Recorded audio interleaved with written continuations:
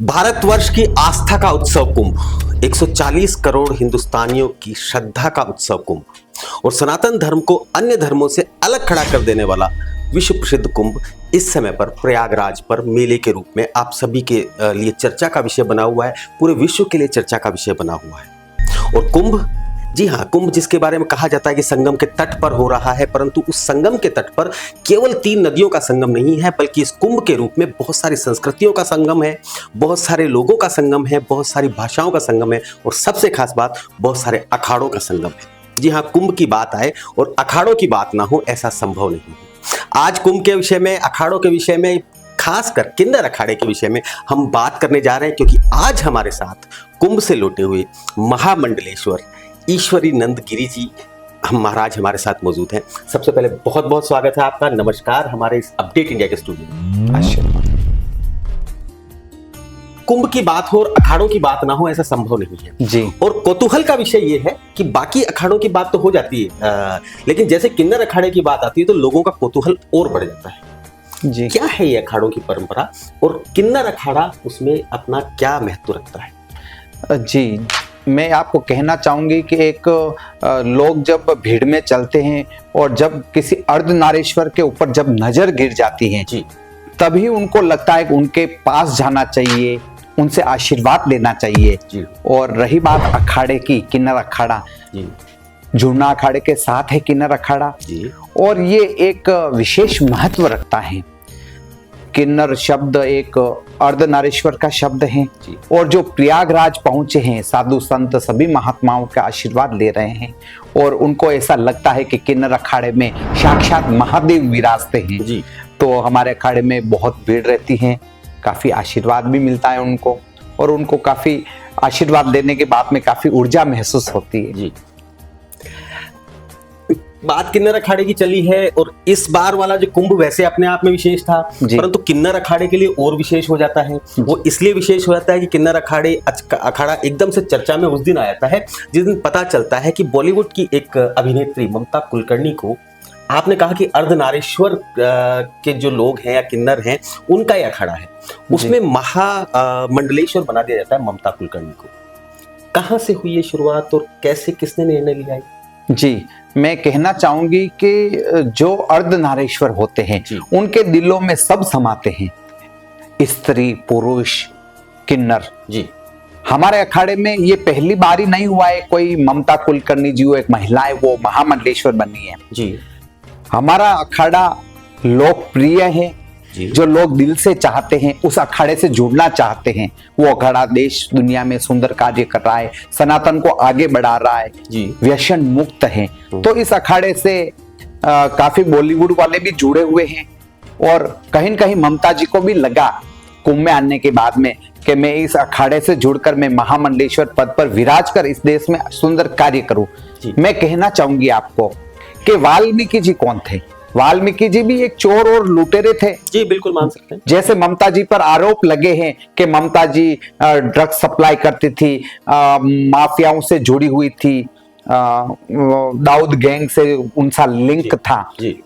तो मैं ये कहना चाहूंगी कि वाल्मीकि जी कौन थे? वो भी शायद कहीं कहीं चोर लुटेरे थे, फिर वो ऋषि मुनि बने और ऋषि मुनि बनने के बाद में इतना ज्ञान मिला उनको, उन्होंने रामायण लिख डाली। तो मेरा ऐसा मानना था कि ममता जी भी कहीं न कहीं वो देश के लिए सनातन में आई थी और कुछ अच्छा करना चाहती थी। मैं यहाँ पे ये कहना चाहता हूँ, ऐतराज इससे नहीं है कि ममता कुलकर्णी जी को महामंडलेश्वर बनाया गया, बात ये है कि फिर उन्हें वापस क्यों हटाया? नहीं, उनको नहीं हटाया गया, वो उन्होंने खुद कल ही इस्तीफा दिया है। इसलिए इस्तीफा दिया है, वो नहीं चाहती जो किन्नर अखाड़ा बहुत सुंदर अखाड़ा है, इस पर कोई उंगली उठाए मेरी वजह से, क्योंकि लोग आप देख ही रहे हो जो अज्ञानी है वो उस पर उंगली उठा रहे हैं, तंज कस रहे हैं कि उनको ये पद दे दिया गया है जी। तो ममता जी को कहीं न कहीं लगा कि मेरी वजह से ये विवाद हो रहा है, शायद मैं इससे दूर हो जाऊं तो अच्छा रहे, तो वो दूर हो गई जी। चलिए, उनके बाद में महामंडलेश्वर की पदवी आपको मिलती है, क्या देखते हैं जब महामंडलेश्वर किसी को नियुक्त किया जाता है? क्या उनकी योग्यताएं होती हैं या कौन उसको निर्धारित करता है? मैं चाहूंगा हमारे दर्शकों को इस बारे में बताएं, क्योंकि इस समय पर किन्नर अखाड़ा पर सबकी नजरें।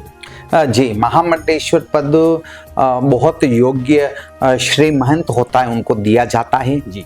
वो अखाड़े से जुड़ते हैं जी। साधु संतों के साथ में मठ में रहते हैं और उनका समय भी होता है, वो 1-2 साल उनके साथ रहे जी। किस तरह से वो कार्य कर रहे हैं, देश के साथ जुड़कर सनातन को कैसे आगे बढ़ा रहे हैं जी।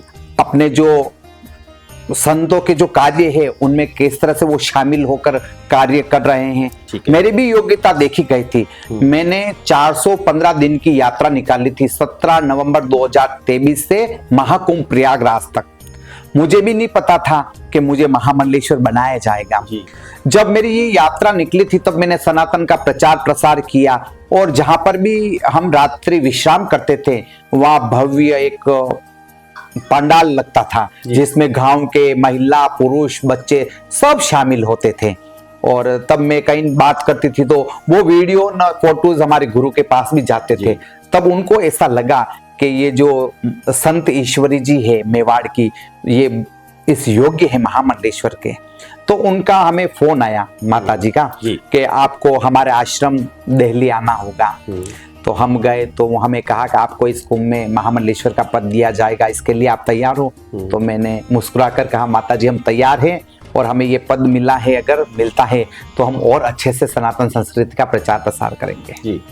तो मतलब ये बात तो सच है कि आपने किसी भी तरीके से निस्वार्थ मेहनत की होती है तो उसका फल एक दिन जरूर मिलता है। जी। आपने मेहनत की यात्राएं करते हुए उसका फल आपको मिला कि आप महामंडलेश्वर बनी है।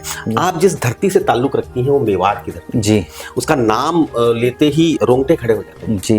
राजस्थान से संबंधित कोई व्यक्ति है तो मेवाड़ की बात सुनते ही उसे समझ आता है जी। मेवाड़ से महामंडलेश्वर तक का सफर कहाँ से, बचपन से आपकी शुरुआत हुई, कहाँ आप अखाड़े से जुड़ी, कहाँ आपने वैराग्य की तरफ बात की? मैं चाहूंगा थोड़ा सा उस बारे में। जी, मैं मेवाड़ की धरती से महाराणा प्रताप की जो गांव है कुमलगढ़ जी, उसी गांव से हूँ और उसमें ही मेरा जन्म हुआ है। मैं बचपन से ही थोड़ी अलग थी जी। और जैसे आप मुझे देख रहे हो आई एम ट्रांसजेंडर जी। और इसके साथ में मैं कहना चाहूंगी मेरी शायद 3.5 वर्ष ही आयु थी तब मेरे पिता का देहांत हो गया। तब आप जानते हो एक बच्चे के सिर से उसका साया उठ जाता है तो उनका जीवन कैसा होता है। तो मेरा जीवन बहुत संघर्षों में रहा है। संघर्षों में रहते रहते मैं शायद ऐसी कहानियां भी सुनती थी मेवाड़ में महाराणा प्रताप की, झांसी की रानी की। तभी मेरे अंदर एक तो वैसी भावनाएं थी कि मैं भी शायद उनके जैसी बनूं और धीरे धीरे मैं साधु संत के साथ में रहने लग गई क्योंकि मैं अकेली रहती थी जी।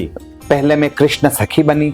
कृष्ण सखी बनने के बाद में जब हमारे अखाड़े का स्थापना हुई तो फिर मैं मेरे अखाड़े से जुड़ी और धीरे धीरे मैं आगे बढ़ती गई और अब मैं महामंडलेश्वर पद पे हूँ। साधु सन्यासी हैं, संत हैं, कहते हैं कि सब कुछ त्याग कर उसके बाद कोई सन्यासी बनता है जी। मोह माया त्याग कर उसके बाद सन्यासी बनती है। ये आपके कंसर्न में नहीं, मैं किसी और संदर्भ में बात करता हूँ। लेकिन आजकल लोग साधु सन्यासी बन रहे हैं सब कुछ पाने के लिए। जी, मैं तो ये कहना चाहूंगी कि संत का अर्थ ही यही है कि सारा त्यागना। जब हम महामंडलेश्वर बने या श्री महंत कोई बनते हैं तो सबसे पहले पिंडदान होता है। पिंडदान का अर्थ यही है कि हम इस सारी शौक मौज वाली जिंदगी या ऐसी कोई चीज है वो हम सारी त्याग रहे हैं। इनसे हमारा कोई वास्ता नहीं है। हम खुद मर चुके हैं आज और ये हम आज नए जीवन में प्रवेश कर रहे हैं जो हमने भी किया। ये समस्त इच्छाओं का दान आपने पिंडदान में कर दिया। ठीक है। और ये एक प्रक्रिया होती है। फिर जब महामंडलेश्वर बनाए जाते हैं उनकी भी बहुत बड़ी प्रक्रिया होती है। पंचामृत से स्नान होता है, मंत्र उच्चारण होते हैं। कई महामंडलेश्वर और श्री महंत और कई हमारे अखाड़े के बड़े बड़े उपाध्यक्ष अध्यक्ष जो संतों में होते वो उपस्थित रहते, वो पदवी सबके सामने दी जाती है। सब कुछ दान कर दिया, पिंड दान कर दिया, इच्छाओं का दान कर दिया, लेकिन उसके बाद भी तलवार हम अपने साथ लेकर चलते हैं। इसके पीछे क्या कारण है? जब इच्छाएं सब खत्म हो गई तो फिर तलवार की क्या आवश्यकता? जी, कमंडल होना चाहिए था यहाँ। ये आम धारणा। जी, मैं ये कहना चाहूंगी कि संत को शास्त्र और शस्त्र दोनों का ज्ञान होना चाहिए जो हमारे गुरु के हमें दिया है, गुरु ने हमें दिया है। और ये कहीं न कहीं ये शस्त्र मेरे दिल में बहुत चलता है, दिमाग में जी। मेरा मानना ऐसा है, इस शस्त्रों को लेकर, इस तलवार को लेकर लोग आईफोन रखना पसंद करते, क्या रखना पसंद करते हैं, मैं तलवार रखती हूँ। ये इस कारण रखती हूँ कि जब महाराणा प्रताप ने या झांसी की रानी ने या शिवाजी ने या देश के वीर योद्धाओं ने, वीर राजाओं ने ये युद्ध लड़े तो इन तलवार की बाजी पर ही युद्ध लड़े। और ये तलवार उस वक्त नहीं होती या इस तलवार से युद्ध नहीं लड़े जाते तो शायद इस उम्र में मेरा जन्म ही नहीं होता, नहीं साधु रूप में भी मैं नहीं होती। इसने हमारे पुरखों की, पूर्वजों की रक्षा की है इस तलवार ने। और शायद ये रखने की वजह यही है कि ये दुनिया भूल चुकी है, इसको दुनिया भूल चुकी है। जो मैं इस दुनिया के सामने इसको लाकर उनको याद दिलाना चाहती हूँ कि इसे हमारे पूर्वजों ने शीश अपने कटाए और काटे, तब अपन यहाँ है। मतलब ये मेवाड़ की निशानी आप एक तरह से साथ रखते हैं जी। ये मतलब जी, मेवाड़ की निशानी है। और इसके साथ में ये कहना चाहती हूँ, मैं सिर्फ इसको साथ में गहने की तरह ही नहीं रखती हूँ, मैं तलवारबाजी पूरी जानती हूँ। और मैंने इस यात्रा में 3000 महिला पुरुष को तलवारबाजी सिखाई है, जिसके प्रत्यक्ष हमारे पास सबूत हैं। आप चाहे तो देखें, जनता के सामने रखें। चलिए, मेरा ऐसा मानना था इसमें जी कि देश संविधान से चल रहा है, देश संविधान से ही चलना चाहिए। पर इस भारत देश पे मुगलों की या अन्य दुश्मन देशों की काफी नजर थी और अभी भी है जी। तो शायद ऐसा मौका ना आए कभी कि अपनी सुरक्षा के लिए कुछ करे। तो मैं चाहती हूँ अगर तलवार रहेगी कुछ तो अपनी सुरक्षा कर पाएंगे लोग। जी हाँ, मतलब ये संदेश है हमारे देश की महिलाओं के लिए भी, जो कि अपने आप को कमजोर समझती है कि आप तलवार साथ रख के चलिए। चलिए ठीक है, चल तलवार की बात हो गई, तलवार आप सुरक्षा के लिए रखती हैं जी।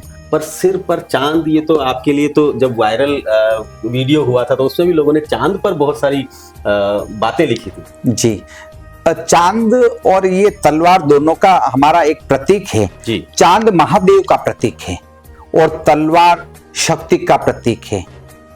शिव और शक्ति हमारे साथ है और हम खुद अपने अंदर देखते हैं। जी, यही हमारे चांद की महत्व, यही हमारा श्रृंगार है। मतलब अर्धनारीश्वर का जो स्वरूप है उसे आप चांद का लगा के और आप उस स्वरूप को सामने रखना चाहती हैं। जी।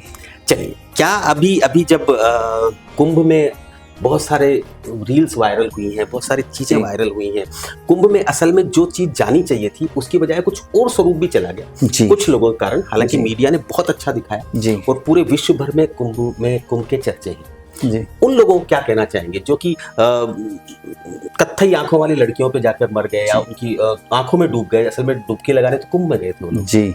मैं ये काफी चर्चा का विषय, आपने एकदम मुझे बहुत अच्छा सवाल पूछा है, प्रश्न पूछा है।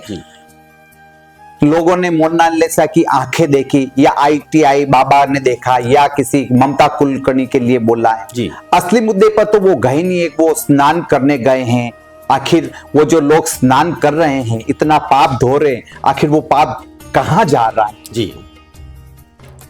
ये लोगों को बात बतानी है तो मैं बताना चाहूंगी। बिल्कुल बिल्कुल बताइए। और शायद लोगों ने कभी ये जानना भी नहीं चाहा कि ये पाप धो रहे जो कहाँ जा रहा है, ये क्या है, कुंभ का महत्व क्या है। जी बिल्कुल। तो कुंभ का मतलब, कुंभ एक स्वर्ण घड़ा है जिसमें विष निकला था और हमारे त्रिनेत्रधारी महादेव ने वो विष का पान किया और अपने कंठ में लिया तो वो नीलकंठ कहलाए जी। माँ को जब धरती पर भेजा तो माँ ने विष्णु भगवान से सवाल किया कि हे देव, आप मुझे धरती पर भेज रहे हैं तो जो लोग हम में पाप धोएंगे उस पाप को मैं क्या करूंगी, उसको मैं कहां रखूंगी। तो भगवान ने कहा कि 12 वर्ष में एक बार सभी साधु संत अपनी ऊर्जा के साथ में जो स्नान करेंगे उससे आप पाप मुक्त हो जाओगी। सारे पाप नष्ट होने के बाद में आप वापस शुद्ध हो जाओगी। तो जो इंसान पाप धो रहा है, और ये जो शाही स्नान का महत्व है कि संत शाही स्नान करते हैं, तो शाही स्नान का अर्थ यही है कि जो आप पाप धो रहे हैं जो संत स्नान कर रहे हैं वो आपके पाप सारे उन संतों के स्नान करने से नष्ट हो रहे हैं और माँ गंगा वापस पवित्र हो रही है। मतलब ये जो लोगों के मन में, जो लोगों को पता ही नहीं है, जो बात आज आपने बताई, वाकई में सही है। संतों के साथ बैठेंगे और लोग मोनिल्ला से की आंखों पे जा रहे हैं, कहीं IITI बाबा के पास जा रहे हैं, जो असली महत्व है वो जाने। या फिर बाबाओं से ऐसे सवाल पूछ रहे हैं, उनकी टेस्ट ले रहे हैं कि आप मंत्र पढ़ के सुनाइए, श्लोक पढ़ के सुनाइए। जी, ये भी बहुत गलत है। मैं इसका घोर विरोध करती हूँ। जो ये यूट्यूबर है, ये संतों के डेरे में जा जाकर संतों को परेशान कर रहे हैं, फिर संत अपने चिमटा मार रहे, वो भी वीडियो दुनिया के सामने बता रहे कि बाबा ऐसे होते हैं क्या ऐसे। और तुम उनको परेशानी ना करो तो ऐसा वो करेंगे ही नहीं। मैं कहती हूँ, मैं पूछना चाहती हूँ आप सबसे दर्शकों से, क्या अगर मैं मुख बधिर हूं, मुझे कोई श्लोक में बोल नहीं सकती, तो क्या मैं संत नहीं हूं? संत दिल से होते हैं, वैराग्य उत्पन्न होने से होते हैं, न कि 4 श्लोक आपको बताने से होते हैं। आजकल ये भी काफी ट्रेंड में चल रहा है, अगर कोई रमता राम जो सन्यासी है, रमता राम जो लोग नहीं जानते, वो रमते जाते हैं, भीख मांगते जाते हैं, दक्षिणा भिक्षा जो भी मांगते हैं और अपना जीवन चलाते। और उनकी दुकान पे जब वो मांगने जाते भिक्षा तो उनको कहते ये श्लोक सुनाइए, वो श्लोक सुनाइए, और फिर उनके पीछे दौड़ते, फिर वीडियो बनाकर इस दुनिया में डालते, अपने सनातन को खुद ही बदनाम करते हैं। जी, तो ये ऐसा नहीं होना चाहिए। जी बिल्कुल, आप सही कह रहे हैं। देखिए, मैं यही बात पहले कहना चाह रहा था कि जब संतों के साथ बैठते हैं तो इस तरह की ज्ञान की बातें आपको समझने को मिलती है कि गंगा मैया तो खुद अपने पाप धोने के लिए आती हैं, जो कि साधु सन्यासी उसमें स्नान करते हैं, शाही स्नान के बाद उनका पाप धुलता है। तो ये बातें जब हम इन लोगों के साथ बैठते हैं तब पता चलता है। चलिए, जब तक आप महामंडलेश्वर नहीं थी तब भी आपने एक लंबी यात्रा कर दी जी। अब आप महामंडलेश्वर बन गई, अब आपके क्या योजनाएं रहेंगी भविष्य के लिए, सनातन धर्म के लिए और आम लोगों के लिए? जी, मैं कहना चाहूंगी आपको कि मैं जब महामंडलेश्वर पद दिया गया उसी दिन हमने एक घोषणा करी थी कि इस कुंभ से आने वाले महाकुंभ तक मैं यात्रा पर ही रहूंगी। इस यात्रा का हमारा मुख्य उद्देश्य है कि सरकार, मैं तो सरकार को भी कहती हूँ, सरकार नशे को राजस्थान में बढ़ावा दे रही है। पहले 8 बजे तक शराब मिलती थी, जिसको अब सरकार ने 11 बजे तक कर दिया है। और जहां होटल्स में शराब नहीं मिलती थी, अब सरकार ने वहां घोषणा करी है जहां 10 रूम है वहां बियर बार चालू, यानी शराब नशे को और बढ़ावा। और पहले शायद राशि भी इनकी ज्यादा थी, जिसको भी कम कर दिया लाइसेंस देने के लिए, तो हर कोई लाइसेंस ले सकता। इसका मतलब यही है कि राजस्थान में नशा बढ़ गया है और बढ़ने वाला है। तो ये मैं कहीं न कहीं, मेरा ये जीवन जब तक है, जब तक तो मैं ऐसा नहीं होने दूंगी। और मेरे से जितना हो सके मैं एक यात्रा चालू करने जा रही हूँ नशा मुक्ति को लेकर। राजस्थान के गांव गांव, ढाणी, शहर, तहसील, जिले तक मैं ये यात्रा करने जा रही हूँ। बहुत जल्दी मेवाड़ से चालू होगी ये यात्रा मेरी। और मैं लोगों को कहना चाहूंगी, नशे से दूर रहे, अंधविश्वास से दूर रहे जी। अपने बेटियों को अच्छे संस्कार दे, अपने बेटों को अच्छे संस्कार दे। एक तरफ तो सरकार कहती है कि हम 5 लाख, 10 लाख, 25 लाख आपके बीमारी में सहायता करेंगे, और एक तरफ सरकार नशे को बढ़ावा दे रही है। सरकार उनको बीमार करके फिर इलाज कराना चाहती है। मैं तो कहती हूँ, सरकार से हाथ जोड़कर रिक्वेस्ट करती हूँ, आप राजस्थान में नशा बंद कर दीजिए, कोई लोग बीमार ही नहीं होंगे। और बीमार नहीं होंगे तो आपको मुफ्त सेवा करने का कोई मतलब ही नहीं निकलेगा। तो मैं ये यात्रा बहुत जल्दी चालू करने जा रही हूँ नशा मुक्ति को लेकर। और बच्चों को स्कूल में पूरी शिक्षा नहीं मिल पा रही है, तो बच्चे कहीं न कहीं गलत रास्ता भटक रहे हैं जी। कोई नशे का शिकार हो रहा है, नशा करके गलत विचार आते हैं मन में, बलात्कार जैसे विचार भी आते हैं, और वो बलात्कार जैसे कुटिल अपराध को वो कहीं न कहीं ऐसा करते हैं जी। तो ये सब नशे से ही हो रहा है, मानसिक विकृति लोगों तो मैं चाहती हूँ पहला सुख निरोगी काया।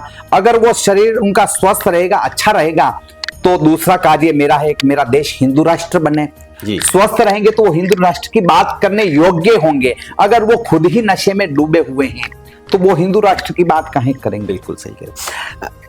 आपको नहीं लगता कि जो नशे वाला जो आपका मिशन है, जो मुहिम है, वो सबसे पहले साधु सन्यासियों के साथ शुरू करना चाहिए? क्योंकि कहा जाता है कि नशे का प्रयोग वहां ज्यादा होता है, भांग, गांजा, सुल्फा, जी। आपको नहीं लगता कि पहले वहां से शुरुआत करें हम? जी, मैं कहना चाहूंगी कि ये सब गलत झूठी बातें हैं ज्यादातर। जी। हाँ, मैं मानती हूँ कभी कभी कोई लेते हैं, आदि है, पर मैं ये कहना चाहूंगी उनका जीवन तो हो गया है पूरा, उनकी उम्र हो चुकी है, पर जो ये नए जो जनरेशन, नए बच्चे जो नशा कर रहे हैं उनके लिए विशेष है कि आपके बाप दादाओं ने गांजा, अफीम, शराब का काम किया, पिया, कुछ भी किया हो, उनका तो उनका जिंदगी हो गया, पर आने वाले जो बच्चे हैं मैं उनको लेकर ये विशेष मेरी यात्रा है, वो ऐसा ना करे। क्योंकि आप देख रहे हैं कहीं कहीं व्यापार भी बहुत कम चल रहा है, जी। खर्चे काफी बढ़ गए हैं, तो आने वाले बच्चे परिवार को संभाल लेंगे या अपने शौक मौज के लिए पैसा खर्च करेंगे या अपने बीवी बच्चों को या बच्चों को पढ़ाएंगे, किस किस पर वो पैसा खर्च करेंगे? व्यापार इतना बड़ा रहा नहीं है, तो आने वाले बच्चों को सुधारना पड़ेगा कहीं कहीं। चलिए, एक यात्रा के बारे में देखिए, इंसान के सामने जो आम आदमी है उनके सामने जो सबसे रहस्यमय जिंदगी है वो एक किन्नर की होती है, जिसके बारे में वो बहुत कम जानते हैं, बहुत कम उनके बारे में पता होता है। क्या उनके लिए कुछ नहीं करना चाहेंगे कि उनकी जो योग्यताएं हैं उन्हें भी परखा जाए, उन्हें काम दिया जाए, उन्हें एक विशेष दर्जा देकर उन्हें भी मुख्य धारा में शामिल किया जाए? आपको नहीं लगता कि उनका केवल एक ही काम रह गया है कि शादी ब्याह में जाना और वहां पैसे लेना? जी, 3 से हमारे आचार्य महामंडलेश्वर स्वामी लक्ष्मी नारायण जी त्रिपाठी ने 377 फाइट किया जी और केस जीता पक्ष में। उसके बाद में उनको अलग पहचान मिली, हमें अलग पहचान मिली थर्ड जेंडर के। ठीक है।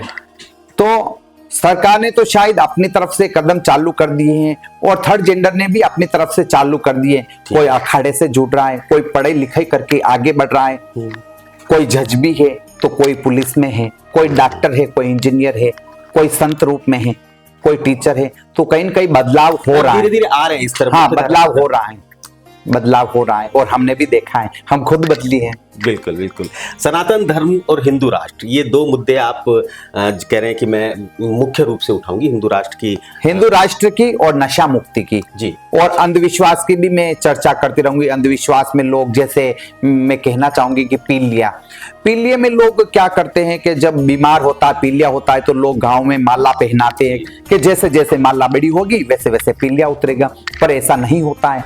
पीलिया एक बहुत ऐसी बीमारी जिसमें डायरेक्ट खून का पानी होता है और पित्त में सूजन आती है, तो इसमें तो डॉक्टर का इलाज नहीं पड़ेगा, तो बहुत जल्दी मृत्यु हो जाती है। मैं ये कहना चाहूंगी दर्शकों को कि जब लक्ष्मण जी को बाण लगा था तब राम भगवान ने संजीवनी जड़ी बूटी का सहारा लिया, ना कोई भोपा का या कोई ऐसा झाड़ फूक का सहारा लिया।